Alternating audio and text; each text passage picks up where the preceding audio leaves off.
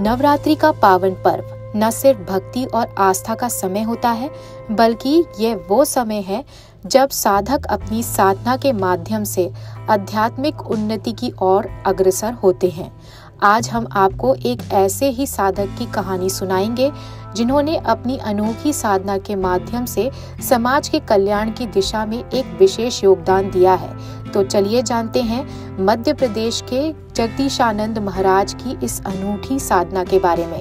ये चैत्र महीना की नवरात्रि में माँ भगवती नवदुर्गा का रूप रहता है, तो उसी के जवारा हम लोग बोते हैं। तो कोई घर में बोता है, कोई कहीं बोता है, कोई मंदिर में बोता है। तो हम साधु है तो जगत हित कल्याण के लिए समाधि लेते हैं जमीन में, और उसके ऊपर माँ भगवती की वाड़ी स्थापित करते हैं, जवारा बोते हैं। तो वो ऊर्जा रहती है माँ के अंदर, तो उसी से 9 दिन खाना पीना सब बंद करके माँ के भजन करते हैं। उसी भजन से जगत का कल्याण होता है। जगदीशानंद महाराज, जो मूल रूप से गुजरात के निवासी हैं, पिछले 35 वर्षों से अधिक समय से साधना में लीन हैं।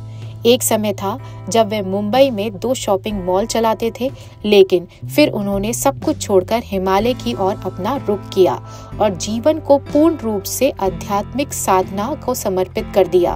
तो ये मैं बचपन से ही करता हूँ, क्योंकि मेरे समझ में एक ही बात है कि जगत का कल्याण होगा तो ही मेरा कल्याण होगा। जो मतलब हमारी भाषा गुजराती में कहते कुआं में होगा तो हवाड़े में आएगा।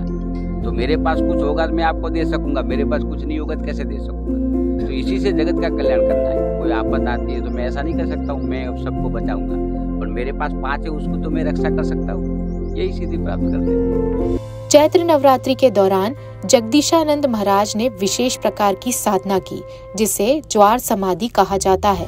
इस साधना में वे 9 दिन तक जमीन के भीतर रहते हैं, जहां उनके ऊपर ज्वारे बोए जाते हैं। इस दौरान वे निर्जला उपवास पर रहते हैं और पूरी तरह से देवी की साधना में लीन रहते हैं।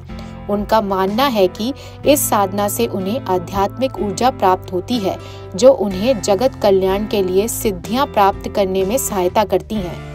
जगदीशानंद महाराज की इस अनोखी साधना के पीछे का उद्देश्य सिर्फ अध्यात्म उन्नति नहीं, बल्कि समाज के कल्याण और लोगों की रक्षा करना भी है। नहीं, मैं शादीशुदा हूँ, मेरी बीवी बच्चे सब है, ब्राह्मण हूँ और सन्यास भी हूँ, पर संसार में रह के भक्ति करता हूँ। 3-4 आश्रम भी है, सब चलाता हूँ और माँ की भक्ति करता रहता हूँ। बस पहले ईश्वर की लाइन में ही था, बचपन से ही 8 साल का था तब रेती से हवन करता था, मध गिरा के उसको हवन करना, यही मतलब बचपन से था। शादी करा ली घर वालों ने जबरदस्ती, तो गुरुजी ने बोला संसार में रह के भक्ति कर, तो संसार में रह के भक्ति करता हूँ। उनको भी पालता हूँ और साधना भी करता हूँ, दोनों करता हूँ। उनका यह कठोर तप उन्हें उन सिद्धियों को प्राप्त करने में सहायता करता है जो वह लोगों की भलाई के लिए उपयोग करते हैं। आपको बता दें, जगदीशानंद जमीन में समाधि लेकर आराधना पहली बार नहीं कर रहे।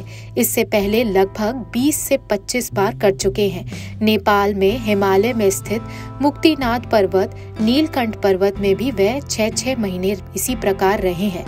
वहां -0 डिग्री तापमान रहता था।